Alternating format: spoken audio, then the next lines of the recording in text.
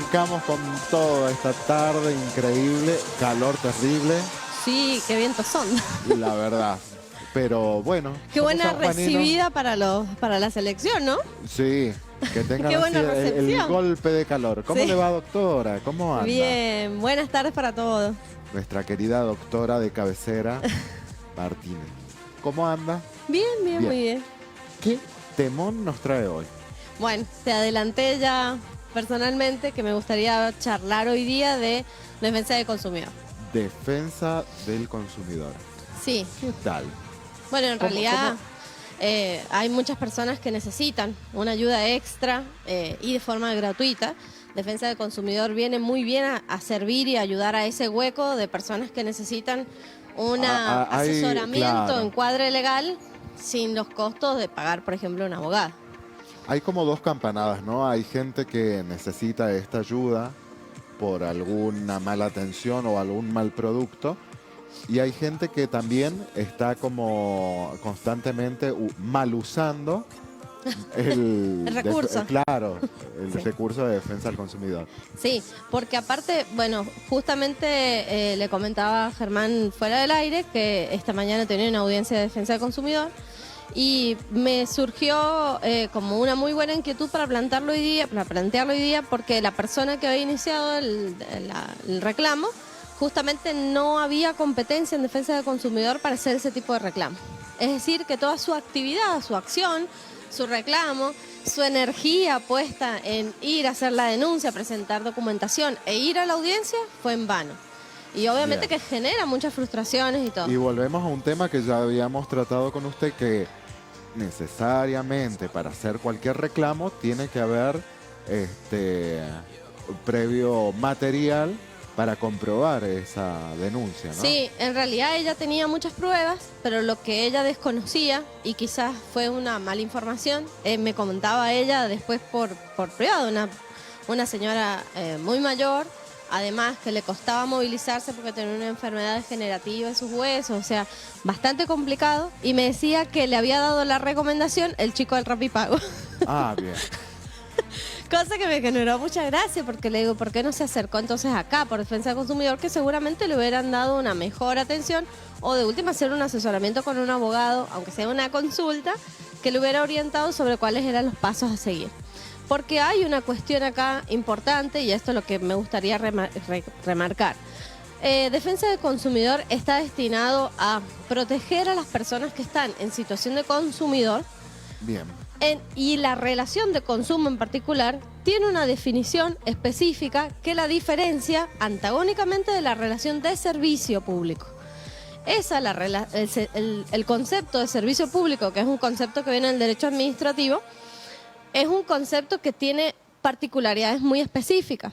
¿Cuál es la particularidad? Y esto es una particularidad específica, ¿por qué? Porque en Argentina, en nuestro país y en nuestra sociedad, hay determinados servicios que no tienen una característica de capitalización como pasa con las relaciones de consumo, sino que son servicios públicos. Todo el mundo los conoce porque sí se ha vulgarizado el concepto de servicios públicos.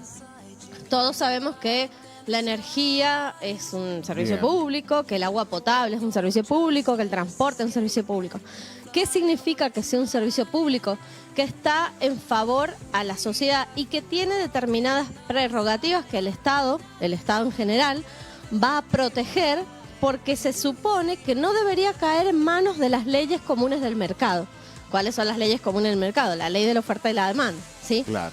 Porque si no, nosotros, particularmente en San Juan, por ejemplo, estaríamos muertos porque tenemos un solo proveedor, por ejemplo, de agua potable. Claro. Imagínate si este monopolio se transformara en una relación que solamente interviniera Es que la no, ley de oferta claro. y demanda.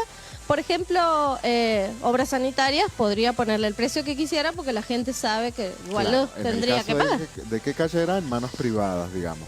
Ese sería el Exactamente. Entonces, ¿qué es lo que se hace con esos servicios públicos? El Estado, en nuestro país, ha pasado como por muchos estadios. Primero han sido utilizados, administrados y distribuidos por el Estado y ha pasado en otras épocas, particularmente en la época del menemismo, que se quiso privatizar absolutamente todo. Claro, la época de privatizar todo, uno se ha agallado porque en cualquier momento Sí. lo privatizaban a uno. Sí, que hubo una época histórica en la que se quiso privatizar incluso hasta la educación. Eso Las no hay que famosas olvidarse. perlas de la abuela que decían Sí. que nos producían pérdida. Exactamente.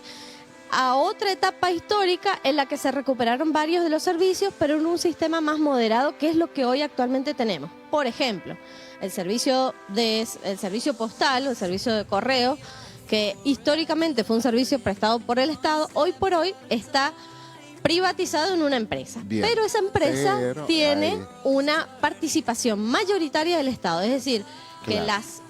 digamos que las... Está el ojo visor del Estado ahí Exactamente. aquietando y calmando, digamos, de cierta manera para que el servicio sea en particular para todos. ¿Qué para significado todos. tenga además que esto sea un servicio público, que la comunicación o el servicio postal sea un servicio público? Implica también que tenga otra finalidad. La finalidad de esta empresa, por ejemplo, Correo Oficial de la República Argentina, que es la razón social del correo, no tiene como objetivo el de la rentabilización desalmada Claro. o de conseguir solamente ganancias. No, va a tener otros fines que va a ser, por ejemplo, El de servicio común. el de prestar un servicio, incluso a veces, incluso soportando una leve Un pérdida. gasto, Sí, una pérdida. que implique una pérdida, digamos, pérdidas en niveles, Económicos. en sentidos económicos y no en sentidos sociales. Bien. ¿Sí? Bueno, respecto Lo de mismo estos servicios... aplicado al gas, a la luz. Y a todo. Exactamente, bueno, y a lo que todo el mundo conoce. Respecto a estos servicios, cuando se privatizaron, se generaron entes de control específicos que tienen un procedimiento administrativo específico. Oye, ese es un gran tema también, los entes de control. Y cuando uno tiene un reclamo específico sobre esos servicios, debe concurrir necesariamente ante los entes de control. Primero al ente de control. Primero y únicamente y primordialmente, porque ese ente de control es un medio especializado para ese tipo de control. Bien, por ahí la mentalidad de la gente cree que este ente de control pertenece a la misma empresa. No es así. No, por supuesto que no.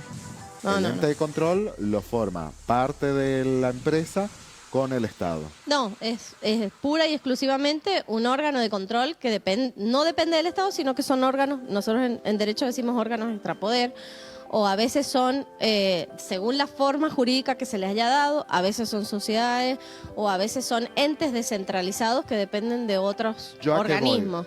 Porque por ahí Energía San Juan, con la caída de granizo, se quemaron 20.000 cosas hasta en mi negocio.